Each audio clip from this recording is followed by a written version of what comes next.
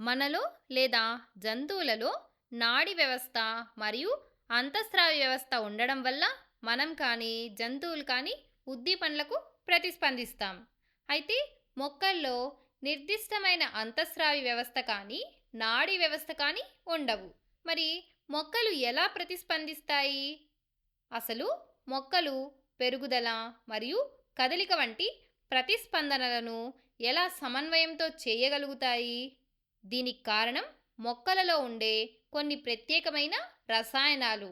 వాటినే మనం హార్మోన్లు లేదా ఫైటో హార్మోన్లు అని అంటాము. ఫైటో అంటే మొక్కలు అని అర్థం. కాబట్టి మొక్కల్లో పెరుగుదల, కదలిక వంటి ప్రతిస్పందనలకు సహాయపడే రసాయనాలను మొక్కల హార్మోన్లు, ప్లాంట్ హార్మోన్స్ అని పిలుస్తారు. ఈ వీడియోలో మనం ఈ మొక్కల హార్మోన్లలోని కొన్ని ముఖ్యమైన హార్మోన్ల గురించి తెలుసుకుందాం. మొదట ఆక్సిన్ మరియు జిబ్బర్లిన్. ఈ హార్మోన్ల గురించి తెలుసుకుందాం. ఇవి రెండు కూడా మొక్కల పెరుగుదలను ప్రోత్సహించే హార్మోన్లు. వీటి ప్రధాన విధి కణాలను పొడవుగా సాగేలా చేయడం. అంటే హార్మోన్లు కణ వ్యాకోచం, సెల్ ఎలాంగేషన్ జరగడానికి సహాయపడతాయి. అయితే ఆక్సిన్ కణ వ్యాకోచంతో పాటు అనువర్తనం, ట్రోపిజంలో కూడా బాగా ఉపయోగపడుతుంది. ఇంతకు ముందు వీడియోలో మనం అనువర్తనం గురించి తెలుసుకున్నాం కదా, గుర్తుందా మీకు? అనువర్తనం అంటే మొక్కలు ఒక ఉద్దీపన వైపు తిరిగి పెరగడం. ఉదాహరణకు మనం కాంతి అనువర్తనం, ఫోటోట్రోపిజాన్ని తీసుకుంటే ఇందులో మొక్క కాండం కాంతి ఉన్న వైపుకు వంగుతుంది. అలాగే వేర్లు కాంతికి వ్యతిరేక దిశలో పెరుగుతాయి. ఈ విధంగా కాండం మరియు వేరు వృద్ధి చెందడానికి ప్రధాన కారణం వాటిలో ఉండే ఆక్సిన్ హార్మోన్.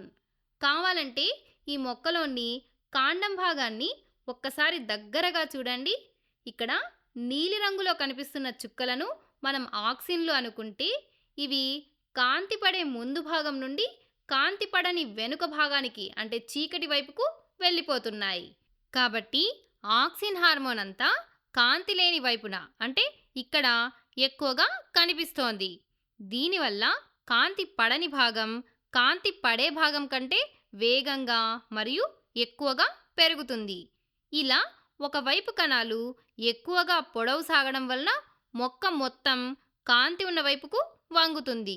ఈ విధంగా ఆక్సిన్ మొక్కల్లో కదలికలకు సహాయపడుతుంది. మరోవైపు జిబ్బర్లిన్. ఈ జిబ్బర్లిన్ హార్మోన్ ముఖ్యంగా కాండం అడ్డంగా మరియు పొడవుగా పెరగడానికి ఉపయోగపడుతుంది. కాబట్టి ఇప్పటి వరకు మనం ఈ రెండు హార్మోన్లు కణాలను పొడవుగా సాగదీయడంలో సహాయపడతాయని తెలుసుకున్నాం. అయితే కేవలం కణాలు పొడవు సాగితే సరిపోదు, కణాల సంఖ్య కూడా పెరగాలి. అంటే కొత్త కణాలు పుట్టాలి. ఇక్కడే మూడవ హార్మోన్ అయిన సైటోకైనిన్ పాత్ర మొదలవుతుంది.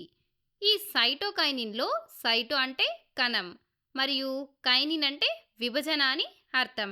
కాబట్టి ఈ హార్మోన్ ప్రధానంగా కణ విభజన, సెల్ డివిజన్కు తోడ్పడుతుంది. ఈ విధంగా ఆక్సిన్, జిబ్బర్లిన్ మరియు సైటోకైనిన్ ఈ మూడు హార్మోన్ల సమ్మేళనంతో కొత్త కణాలు ఏర్పడతాయి. అలాగే ఆ కణాలు పెద్దవిగా వ్యాకోచం చెందుతాయి. సరే, ఇప్పుడు మీరు ఈ మూడు హార్మోన్లు మొక్కల పెరుగుదలకు ఎలా సహాయపడతాయో అర్థం చేసుకున్నారు కదా. అయితే మొక్కల్లో ఎప్పుడూ పెరుగుదలే ఉంటే సరిపోదు. కొన్నిసార్లు మొక్కలు ఆ పెరుగుదలను ఆపాల్సిన అవసరం కూడా వస్తుంది. అలాంటప్పుడు పెరుగుదలను నిరోధించే ఒక హార్మోన్ కావాలి. అటువంటి హార్మోనే అబ్సిసిక్ ఆమ్లం, అబ్సిసిక్ యాసిడ్. ఇది మొక్కల పెరుగుదలను ఆపుతుంది. అయితే మీకు ఒక డౌట్ రావచ్చు, అసలు పెరుగుదలను ఎందుకు ఆపాలి అని. ఒక్కసారి ఈ ఉదాహరణను చూడండి. ఇక్కడ ఒక విత్తనం చాలా పొడిగా ఉన్న నీరు లేని కరువు ప్రాంతంలో ఉంది. ఇలాంటి ప్రాంతంలో ఉన్న ఈ విత్తనం ఒకవేళ వెంటనే మొలకెత్తితే దానికి తగినంత నీరు దొరక్క అది ఎండిపోయి చనిపోతుంది. కాబట్టి ఆ విత్తనం ఈ ప్రతికూల పరిస్థితుల్లో మొలకెత్తకుండా ఆగిపోవాలి. ఇలాంటి సమయంలోనే అబ్సిసిక్ ఆమ్లం విత్తనాన్ని మొలకెత్తకుండా నిరోధిస్తుంది. ఈ విధంగా విత్తనాలు మొలకెత్తకుండా నిరోధించే ప్రక్రియను విత్తనాల సుప్తావస్థ అని అంటారు. ఇలా సుప్తావస్థలో ఉన్న విత్తనంపై కొన్ని రోజుల తర్వాత వర్షం పడినట్లయితే ఆ నీటి వల్ల అబ్సిసిక్ ఆమ్లం కడిగివేయబడుతుంది, అంటే వెళ్ళిపోతుంది ఆ ఆమ్లం అంతా. అలాగే ఈ విత్తనానికి సరిపోయినంత నీరు దొరికి ఆ విత్తనం మొలకెత్తడానికి అనుకూలమైన వాతావరణం ఏర్పడుతుంది.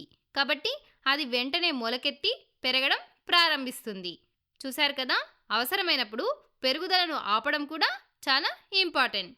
సో ఈ వీడియోలో మనం ఏం నేర్చుకున్నాం? మొక్కల్లోని కొన్ని ముఖ్యమైన పెరుగుదల మరియు పెరుగుదల నిరోధక హార్మోన్ల గురించి తెలుసుకున్నాం.